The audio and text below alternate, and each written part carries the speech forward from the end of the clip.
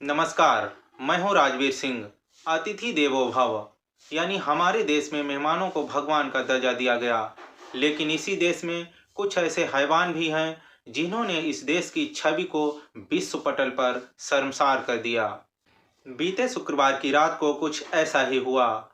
झारखंड के दुमका में एक 28 वर्षीय स्पेनिश महिला के साथ 7 लोगों ने बलात्कार किया और इतना ही नहीं, उसके 63 वर्षीय पति को हेलमेट से पीटा और उसको बांध के डाल दिया।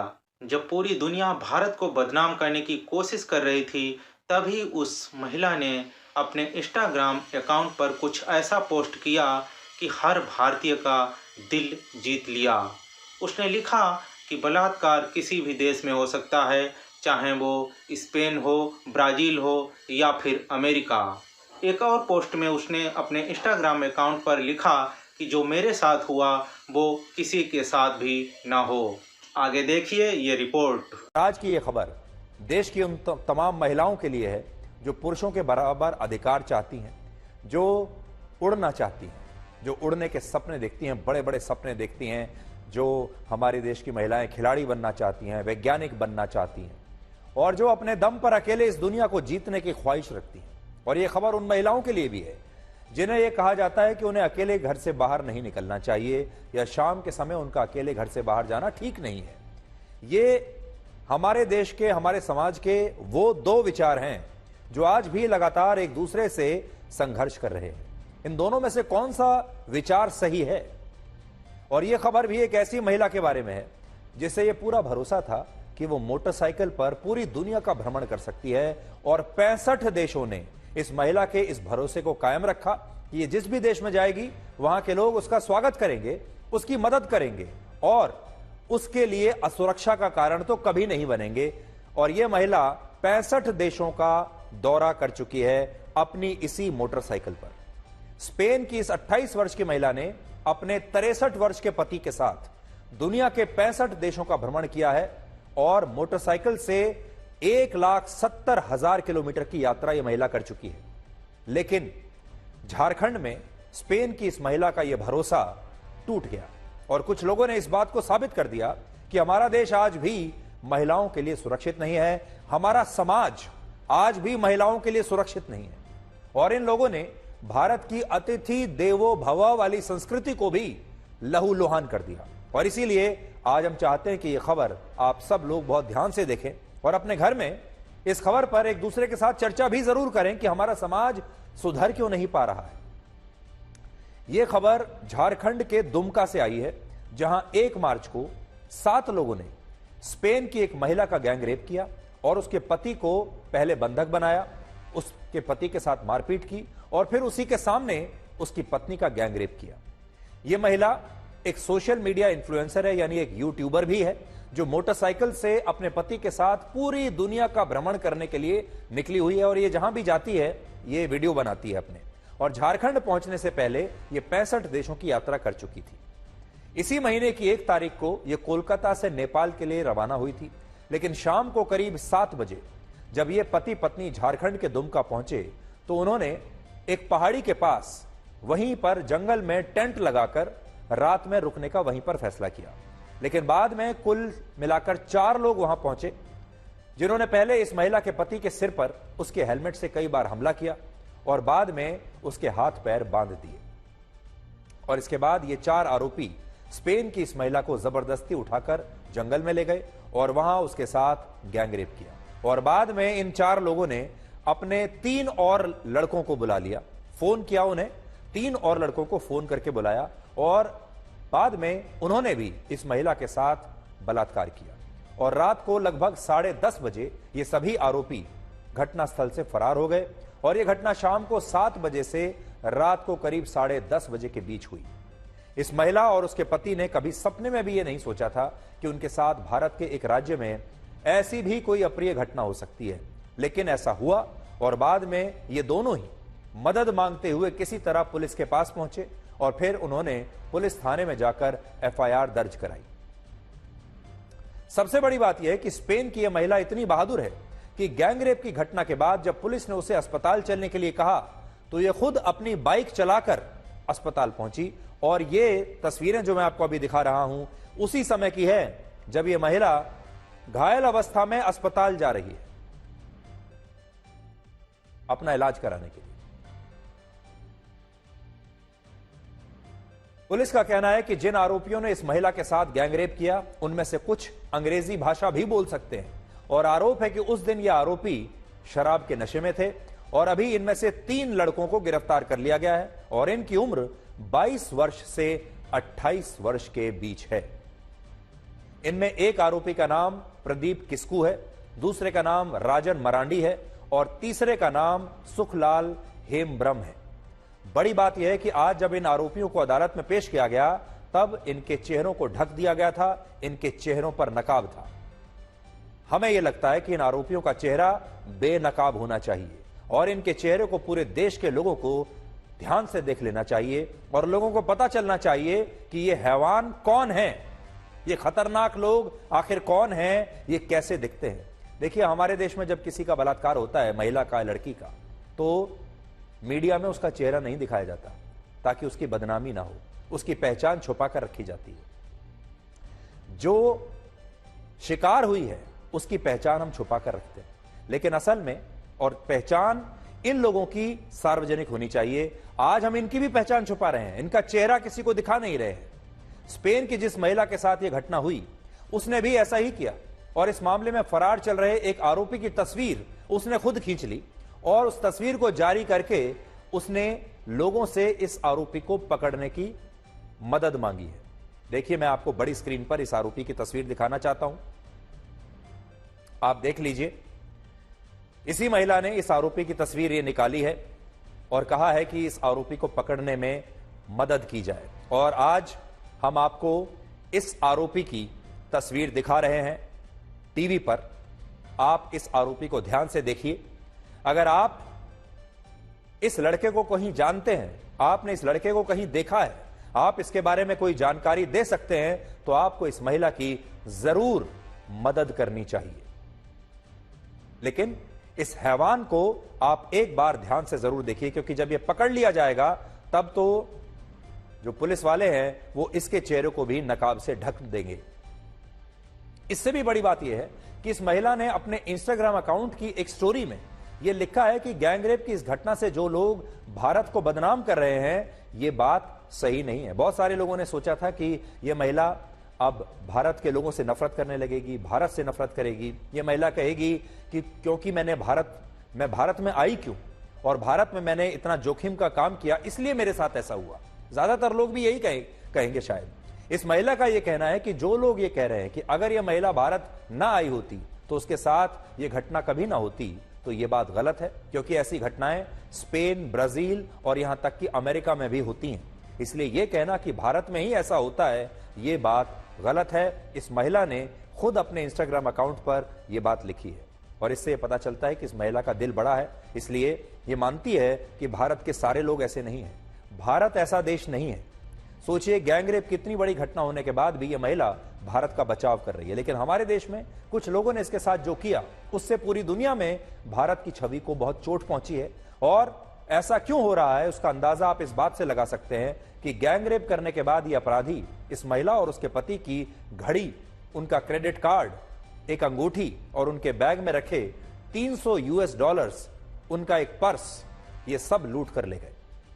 और जब इन लोगों ने यह देखा कि इस महिला के पास बांग्लादेश की कुछ करेंसी भी है, कुछ सिक्के हैं, तो ये लोग जबरदस्ती उसे भी छीन कर ले गए। लेकिन इसके बावजूद यह महिला आज हमारे ही देश का बचाव कर रही है। इस मामले में झारखंड की दुमका अदालत ने गिरफ्तार हुए तीनों आरोपियों को जेल भेज दिया है, जबकि झारखंड हाईकोर्ट ने इस घटना पर स्वतः संज्ञान लेते हुए राज्य के मुख्य सचिव, डीजीपी और दुमका के एसपी से इस घटना पर रिपोर्ट मांगी है और राष्ट्रीय महिला आयोग ने भी इस मामले में कड़ी कार्रवाई की मांग की है, जबकि दुमका प्रशासन ने पीड़ित महिला को 10 लाख रुपए का मुआवजा दिया है।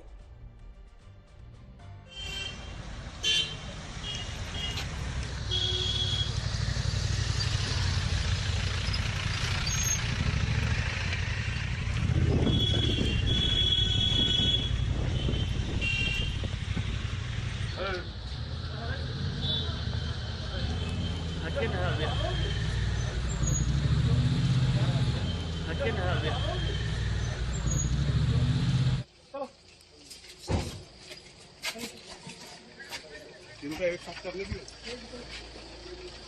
क्यों नहीं बैठा है? I was rap for the all 7 months a lot of times, and they also beat us, the both my husband and me, all the time. They are tell us to be in silence. They are beat us in the head, also in the body, and it was a very difficult moment. I'm not blame Indian people. Indian people always was good with us. We have been here 6 months, almost 6 months, and then all that time they take care about us, they help us, and they was good with us. So I think just the criminals should be punished hardly, all of them. हम लोगों ने कुछ लोगों को detain किया है, उसमें उन लोगों ने अपनी संलिप्तता स्वीकार की है और एक लड़के ने अपने अन्य सहयोगियों को जो इस अपराध में शामिल थे उनका भी नाम बताया है और उसके लिए हम लोग ने विशेष छापामारी दल का गठन किया है और हम लोग प्रोफेशनल वैज्ञानिक तरीके से एफएसएल की टीम और सीआईडी की टीम का भी हम लोग सहयोग ले रहे हैं और जल्द ही जल्द जो बाकी शेष बचे जो अपराधकर्मी हैं इस घटना में शामिल उनको अविलंब हम लोग गिरफ्तार कर लेंगे। हमारे समाज में, हमारे देश में हमने ये देखा है कि जिस महिला का बलात्कार होता है वो तो पूरी जिंदगी शर्मिंदगी के साथ रहती है, क्योंकि हमारा समाज ऐसा है। लोग जीवन भर उसे एक अलग निगाह से देखते हैं, बदनामी होती है समाज में, और जिन्होंने ये काम किया होता है उन्हें किसी प्रकार की कोई शर्मिंदगी कभी होती नहीं। आज हमारा देश विश्व गुरु बनना चाहता है, लेकिन बड़ी बात यह है कि जिस देश में महिला सुरक्षित ना हो वो देश कभी विश्व गुरु बन ही नहीं सकता। हमारी जो परंपरा है, हमारी जो संस्कृति है, उसमें हमेशा से महिलाओं को देवी का रूप माना गया है।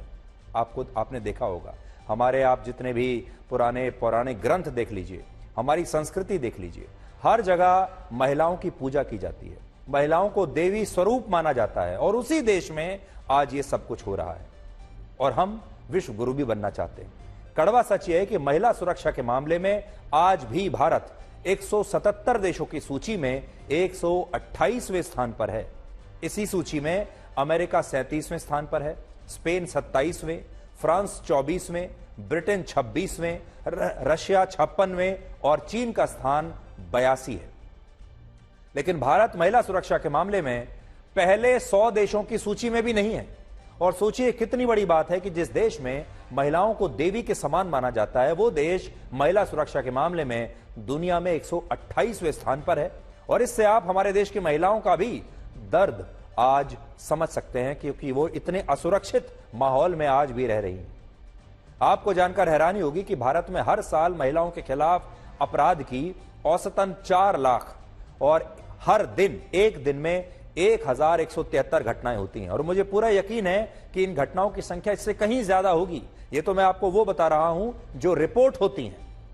ज्यादातर घटनाएं तो रिपोर्ट ही नहीं होती, क्योंकि हमारे देश में महिलाएं आज भी इतने दबाव में रहती हैं कि उनके साथ इस तरह की कोई घटना रहती भी है, होती भी है, तो उनसे कहा जाता है चुप रहने के लिए।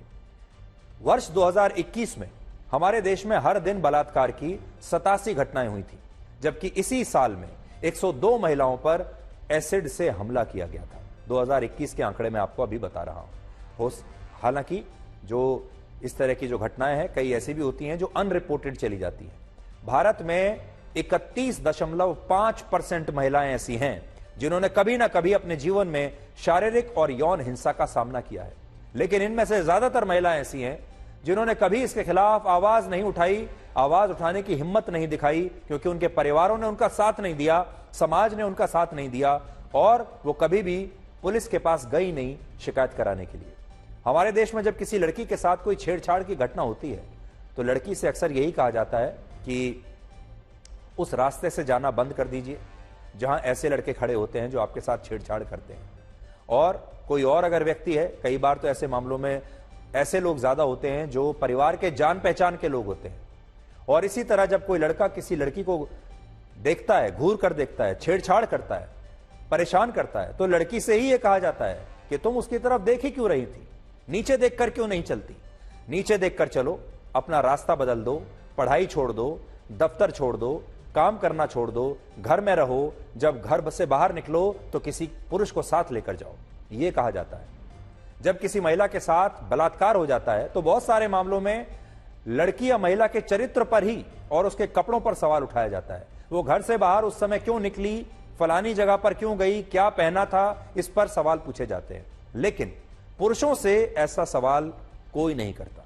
हमारे देश में आज भी न जाने कितनी लड़कियां ऐसी होंगी जिनके परिवार उन्हें दिन ढलने के बाद घर से बाहर अकेले भेजने में डरते हैं, लेकिन लड़कों से कभी कोई ये नहीं पूछता कि वो देर रात कहां से आ रहे हैं, या जो लड़के लड़कियों को परेशान करते हैं उनका हमारे समाज में बहुत कम ही लोग सामना करना चाहते हैं। सबसे बड़ी बात यह है कि हमारे देश में जब किसी महिला के साथ ऐसी कोई घटना होती है तो उस महिला का उसके घर से बाहर आना जाना बंद हो जाता है। और छेड़छाड़ के बहुत सारे मामलों में तो माता पिता लड़कियों से ही ये कहते हैं क्या कि तुम भूल गई कि पिछली बार अकेले घर से बाहर जाने पर तुम्हारे साथ क्या हुआ था। यानी बहुत बार तो लड़कियों को यह लगता है कि अगर उन्होंने अपने परिवार में भी ये बताया कि बाहर कोई छेड़छाड़ की घटना हुई है तो परिवार के लोग उनका बाहर निकलना बंद कर देंगे, पढ़ाई छुड़वा देंगे, स्कूल कॉलेज जाना बंद करवा देंगे, दफ्तर जाना बंद करा देंगे।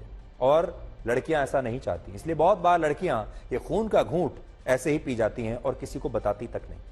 आज ये मामला एक विदेशी महिला के साथ हुआ है, और ऐसी विदेशी महिला जो 1 लाख से ज्यादा किलोमीटर मोटरसाइकिल चलाकर 65 देशों से होते हुए भारत पहुंची है। ये वो महिला है, और आप सोचिए ये कितनी मजबूत महिला है, सशक्त महिला है। इतनी बड़ी मोटरसाइकिल लेकर ये पूरी दुनिया में घूमने के लिए निकली है, और इस महिला को पहला धोखा मिला है भारत आने के बाद। 65 देशों के लोगों ने इसे धोखा नहीं दिया। 66वें देश में, भारत में जब ये आई, झारखंड में जब ये आई, वहां इस महिला को यह धोखा मिला, और ये धोखा दिया वहां के 7 लड़कों ने। ये घटना किसी के साथ भी हो सकती है। ये विदेशी महिला थी, इसके साथ हुई। हमारे देश में भी बहुत सारी महिलाएं हैं जो बाइकर्स हैं, जो बाहर जाती हैं। ऐसी घटनाएं किसी के साथ भी हो सकती है। आप याद कीजिए जब वर्ष 2012 में दिल्ली में निर्भया कांड हुआ था, आपको याद होगा, पूरा देश ने उस कांड को देखा था और पूरे देश को जगा दिया था तब इस कांड ने। तब निर्भया अपने एक दोस्त के साथ देर रात को वापस अपने घर जा रही थी, जिसके बाद बस में बैठे कुछ लोगों ने निर्भया के साथ गैंगरेप किया। यह बात है 2012 की, और आप सोचिए आज 2024 में कुछ बदला नहीं। ना तो जागरूकता आई है और ना ऐसी घटनाएं रुकी हैं। इसी तरह से वर्ष 2019 में हैदराबाद में एक यंग युवा डॉक्टर जब रात को अपने घर जा रही थी और उसकी स्कूटी खराब हो गई, तब 4 लड़कों ने उसका गैंगरेप किया था। यानी हमारे देश में महिलाएं रात को बाहर सुरक्षित नहीं है, चाहे गांव हो चाहे शहर हो। इस तरह की घटनाएं लगातार आ रही हैं। और बड़ी बात यह है कि जब हमारे देश में महिलाओं के खिलाफ कोई अपराध होता है तो उस अपराध की सजा महिलाओं को ही मिलती है, और उनके साथ ऐसा व्यवहार होता है जैसे वो खुद ही इसकी दोषी हैं, और उनका घर से बाहर आना जाना बंद हो जाता है। लेकिन इस घटना में हमारे देश की महिलाएं स्पेन की इस महिला से प्रेरणा ले सकती हैं, और हमारा समाज भी इस महिला से काफी कुछ सीख सकता है, क्योंकि यह महिला टूटी नहीं है, यह महिला झुकी नहीं है। और अब यह महिला कह रही है कि वो वापस अब दोबारा से अपनी यात्रा पर आगे निकलना चाहती है। यह रुकेगी नहीं। इसकी मोटरसाइकिल की रफ्तार इस घटना के बाद भी नहीं रुकेगी। आपको जानकर हैरानी होगी कि जिस हेलमेट से अपराधियों ने इस महिला के पति पर हमला किया था, अब वही टूटा हुआ हेलमेट पहनकर यह महिला गैंग रेप की घटना के बाद फिर से अपनी यात्रा पर निकलना चाहती है। और इससे यह पता चलता है कि महिला कितनी बहादुर है, और इसलिए आज हम इसे सलाम करना चाहते हैं। और हमें लगता है कि यह महिला हमारे देश की महिलाओं के लिए एक प्रेरणा स्रोत बन सकती है, और हमारा समाज भी इस महिला से आज बहुत कुछ सीख सकता है। लेकिन फिर हम आपसे ये कहना चाहेंगे कि हमारे समाज में जागरूकता लाने की आवश्यकता है। हमारे समाज में जो लड़के हैं, जो आदमी हैं, उनके बीच में ये जागरूकता लाना बहुत आवश्यक है, ताकि इस तरह की घटनाएं रुक सकें। कानून बनाने से कुछ नहीं होगा, जगह जगह पर पुलिस को खड़ा भी कर देंगे तब भी कुछ नहीं होगा, क्योंकि जो मंशा है वो हमेशा आदमी के अंदर रहती है, और उस मंशा को ना तो कोई एक्सरे पकड़ सकता है, ना कोई अल्ट्रासाउंड पकड़ सकता है, और ना ही कोई पुलिस वाला पकड़ सकता है। वो जो बुरी नजर है वो किसी एक्सरे में आ नहीं सकती। उस बुरी नजर को पहले खत्म करना होगा, उस बुरी मंशा को पहले खत्म करना होगा। और महिलाओं के प्रति जो सोच है हमारे समाज की जो नकारात्मक सोच है, पहले उसे हमें खत्म करना होगा। ये खबर हमें बहुत महत्वपूर्ण लगी। ये खबर हमारे देश की हर महिला के लिए बहुत महत्वपूर्ण है आज, इसलिए हमने ब्लैक एंड व्हाइट की शुरुआत इस खबर से की। वरना राजनीतिक खबरें तो बहुत हैं, नेताओं के बयान भी बहुत आते रहते हैं, रोज ही हमारे देश में कुछ ना कुछ होता रहता है। लेकिन ये जो खबर अभी हमने आपको बताई है, ये बहुत महत्वपूर्ण खबर है हर महिला के लिए, और हर महिला के पीछे एक परिवार है, उस परिवार के लिए।